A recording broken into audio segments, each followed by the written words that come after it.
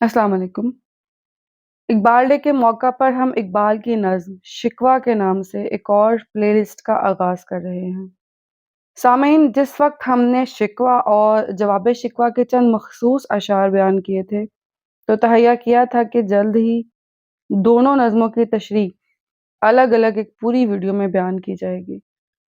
मगर इस कदर तवील और फिर तफसील तलब नज़्म को एक ही बार में, एक ही वीडियो में एडजस्ट करना एक मुश्किल काम है।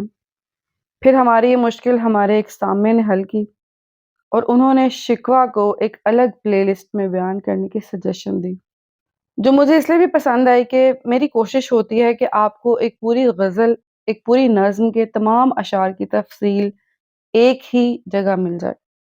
आइए शिकवा का आगाज़ करते हैं। सामीन, इकबाल की शायरी का सबसे अहम पहलू जो मुझे महसूस होता है, वो खुद शनासी है, खुद के मकाम से वाकफियत है। ये यकीन कि मैं यानी इंसान या ख़ुसूसन मैं जो मुसलमान हूँ, खुदा से सबसे ज़्यादा ताल्लुक़ में हूँ। मैं आम नहीं हूँ, मैं सबसे ख़ास हूँ। मेरा मुकाबला किसी और मख़लूक़ से नहीं है।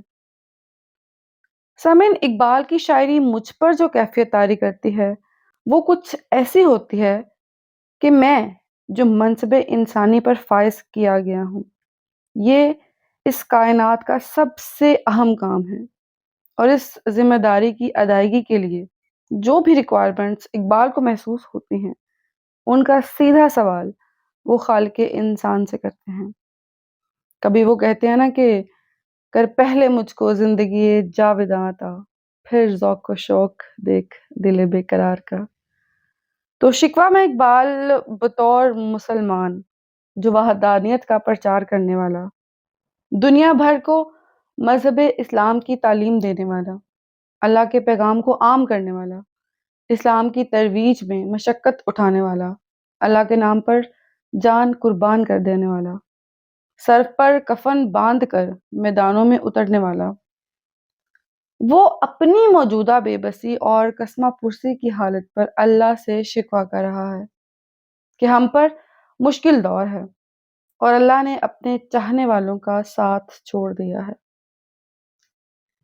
चलिए शिकवा को बयान करते हैं।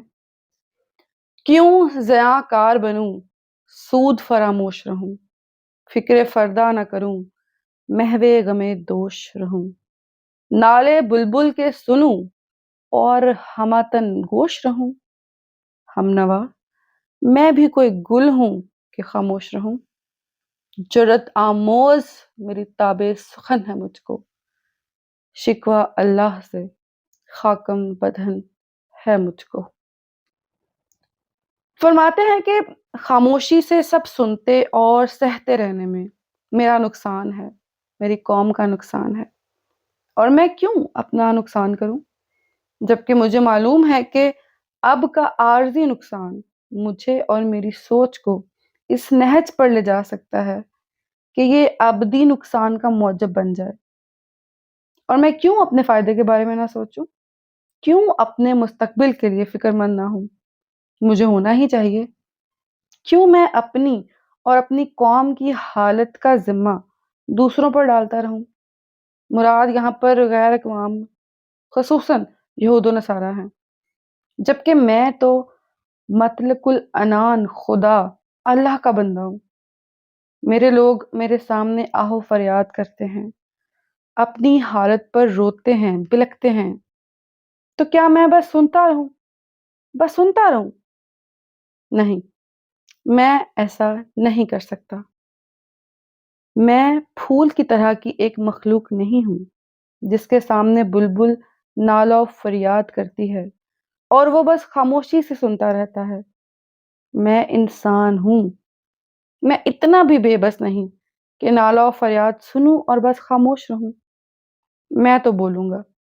मुझे जिसने बोलने की ये ताकत अनायत की है, उसने मेरा हौसला भी इतना बुलंद कर दिया है कि आज मैं वो करने वाला हूँ जो किसी मुसलमान ने कभी ना किया होगा, जिसकी जुर्रत किसी में नहीं।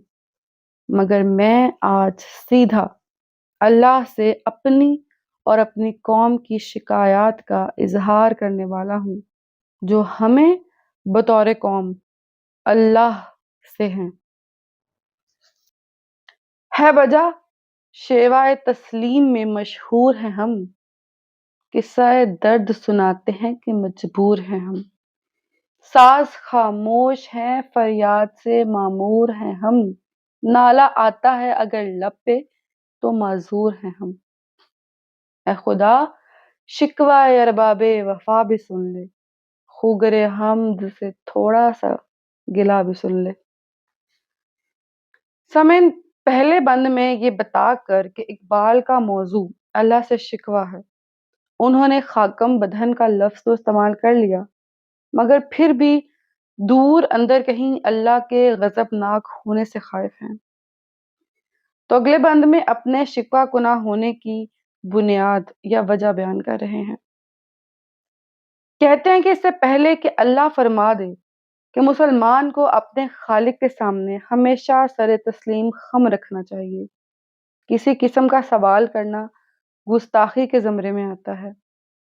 اقبال نے پہلے ہی بیان کر دیا کہ میں جانتا ہوں، مجھے اچھی طرح معلوم ہے کہ ہم مسلمان ہر حال میں اللہ کی رضا میں راضی رہنے کے لیے جانے جاتے ہیں۔ ہمارا تعارف ہی یہی رہا ہے کہ اللہ جس حال میں رکھے ہم اللہ کی شکر گزاری ہی میں رہتے ہیں۔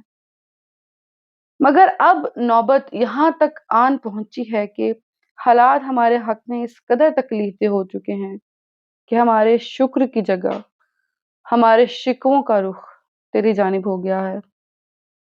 ہم شوق سے ہی عمل کرنے پر راضی نہیں ہوئے یا رب، ہم بہت مجبوری کی حالت میں تیری جانب شکایت لے کر پہنچے ہیں، جہاں ہم نے ہمیشہ سے تیری حمد و ثنا بیان کی ہے، تیری بڑائی کا بیان کیا ہے، تجھے سب سے بڑا مانا ہے۔